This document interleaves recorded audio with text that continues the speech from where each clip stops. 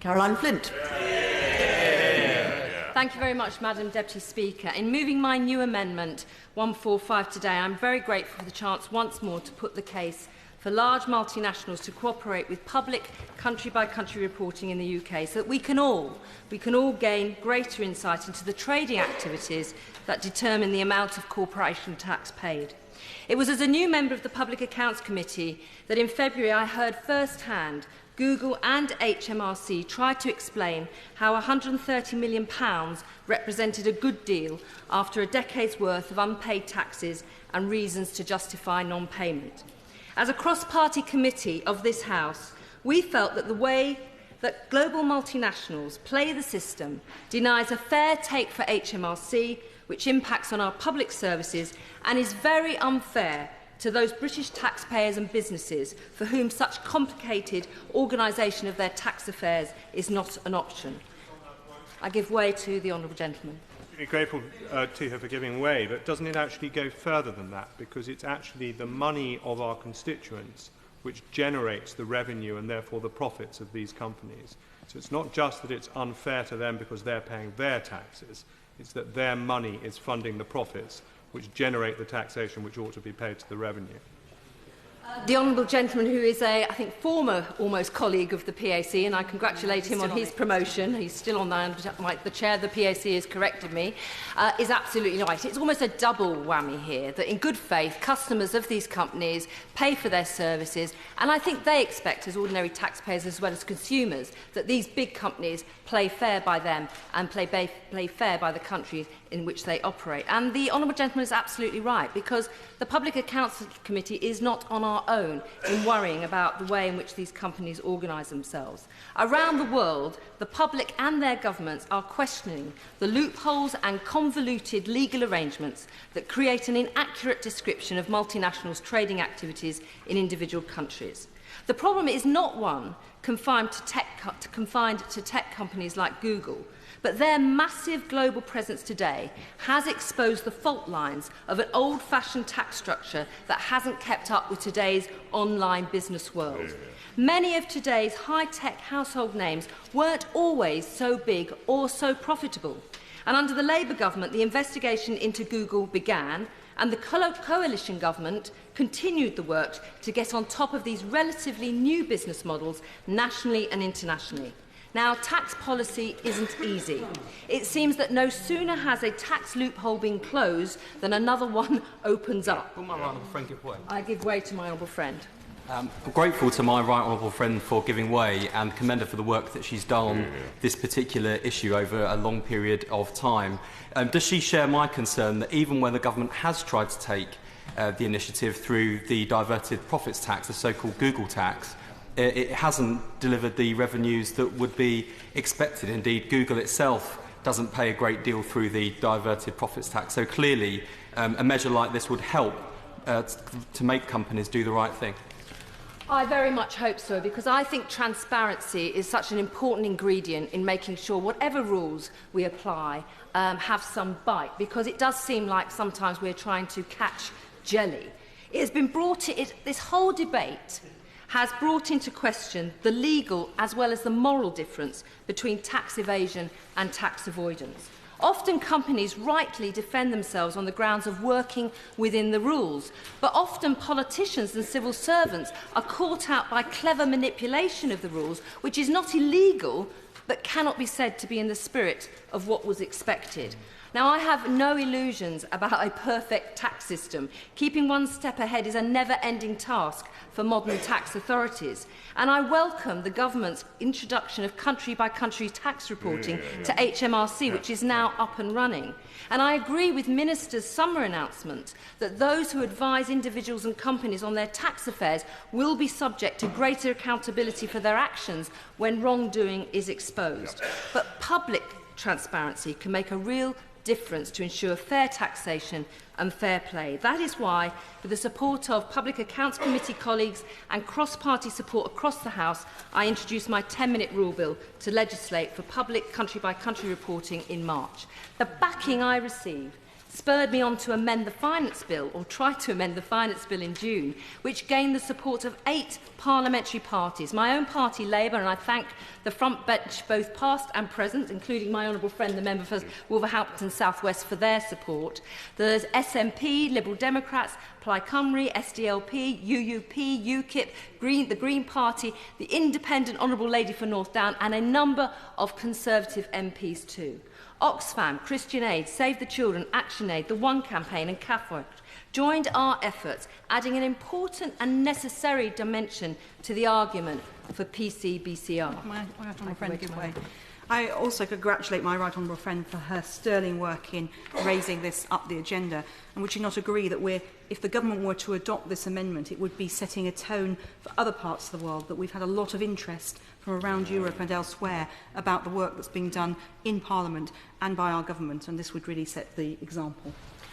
I agree with my honourable friend, and I commend her work as our chair of our committee and the work she's done with other public accounts committees in other countries, because there is an appetite for doing more in this area, and we are leading the way. And we can lead the way from our House of Commons committees, Deputy Madam Speaker, but we hope today we can give some added muscle to the government to lead the way on this important area too. I talked about those charities, those organisations working in the development sphere.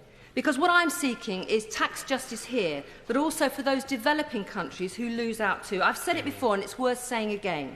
If developing countries got their fair share of tax, it would vastly outstrip what is currently available through aid. And the lack of tax transparency is one of the major stumbling blocks to their self-sufficiency. My thanks also to the Tax Justice Network, Global Witness and business-led Fair Tax Marks, as well as tax experts Richard Murphy and Jolyon Morn QC, who've helped me to make the case, but also with getting the wording right to amend legislation. I think it demonstrates the widespread view that bolder measures to hold multinationals to account is necessary. Now, I was hopeful. I give way to the right honourable gentleman. Very grateful to the right honourable lady. But isn't the bigger issue, where should the profit be fairly struck? Where was the value added? Where did the work take place? Where's the intellectual property residing? Getting transparency is one thing, but you could still get transparency for an answer that we don't like.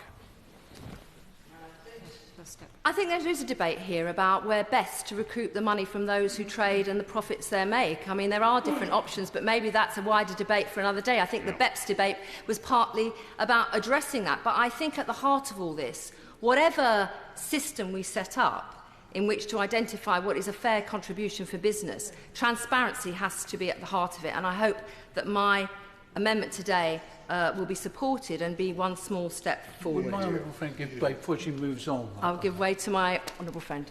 Would she agree that with the problem, she knows that I support this amendment and support the wonderful work that she does, but does she remember all the difficulties we had with the banking sector when the people that are supposed to be the auditors, these great companies that specialise in obscurity of hiding ownership and moving ownership? And surely this must go in tandem with taking on those big people that didn't actually audit the banks properly, but they're the same people who allow these big companies to evade taxation.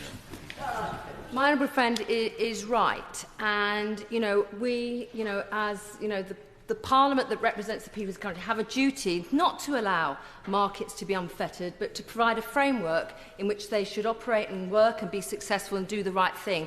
And I would say there are companies who are doing the right thing. Yeah. And more companies are volunteering to do the right thing by publishing the sort of information that I'm asking to be more public today. Will my right honourable friend give way? I'll give way one more time because I'm conscious.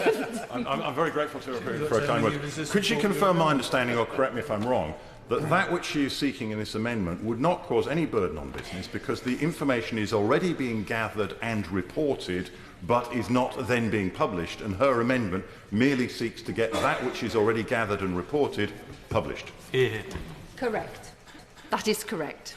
I was hopeful for my June amendment because since the 2015 general election, the government has, and I welcome this, on a number of occasions indicated its support for public country-by-country reporting. And I am grateful to the former Financial Secretary, now the Chief Secretary of the Treasury, whose approach was always constructive as we sought the best way to proceed.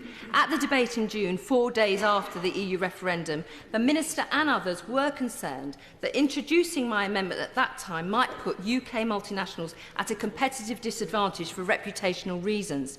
Now, I have no doubt that a number of businesses for whom my amendment would have applied have already suffered from reputational damage, and more transparency could actually enhance their standing. And to the government's credit, the UK was the first to introduce public registers of beneficial ownership, and others followed. Now, backing public country-by-country reporting is an opportunity for the government to show leadership again. Indeed, I would say it is a pro-business measure, because actually this kind of reporting already exists within the extractive sector and in financial services, and some companies ahead of the curve have started to publish this information, such as the energy company SSE or the cosmetics retailer Lush, which operates in 49 different countries. The government also said that whilst the principle was supported, it would prefer to move ahead with others rather than alone. Now, as government makes plans to leave the European Union, which may not all be smooth sailing, I do appreciate Minister's caution, so I am grateful to the new Financial Secretary, the Honourable Member for Battersea, for the constructive dialogue we've had over the last 2 months. Thanks also to the advice and support during the recess from my PAC colleagues, the Honourable Members for Hackney South and Shoreditch, Berwick and Amber Valley, and all those who've signed Amendment 145. I hope the Government will regard this amendment as a friendly proposal, because if passed today, the Commons will enshrine in law support for the principle of public country-by-country reporting, with the power for the government to introduce when the time is most appropriate. That sends a very powerful message, confirming the UK's leading role in addressing tax evasion and avoidance, and providing the government with the tools to move quickly when the time is right, without the need for primary legislation. Madam Deputy Speaker, last week the European Commission served a €13 billion tax bill on tech giant Apple. Although the rate of corporation tax in Ireland is low at 12.5%, the Commission concluded that Apple paid in effect 1% corporation tax from 2003 and a tiny 0.005% in corporation tax since 2014. I'm afraid it implies that even low corporation tax rates are no guarantee that a country will collect its rightful share. In this case, €13 billion is equivalent to paying £50 of tax on every £1 million of profits. Now, Apple are entitled to defend their position, but the case highlights for me the need for more transparency in multinational business affairs. Finally, my final point.